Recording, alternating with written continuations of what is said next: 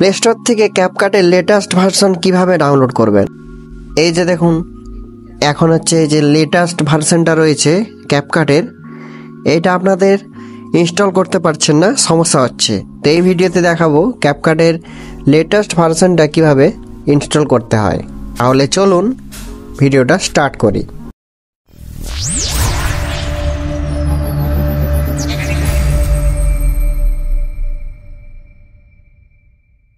Play স্টোরটাকে open করে নেবেন।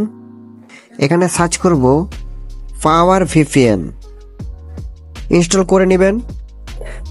আপনার যদি আগে থেকে ইনস্টল করা আছে তাহলে আনইনস্টল করবেন না, এটাকে চেপে ধরে রাখবেন, আই বাটনটায় ক্লিক করে দিবেন।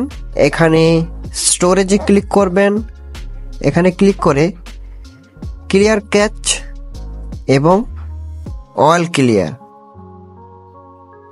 হয়ে গেল। আবারও ওপেন করে নেব, skip, allow, 3 line, allow ads,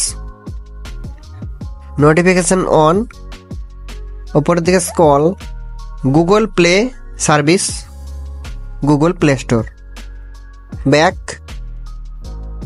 এখানে ক্লিক করব, উপরের দিকে স্ক্রল করব, United state, 3 number option, ready, on করে দেব, ওকে, ব্যাক করে দেব।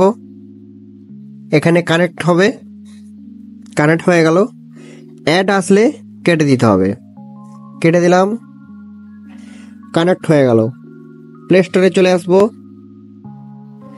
এখানে সার্চ করব ক্যাপকাট।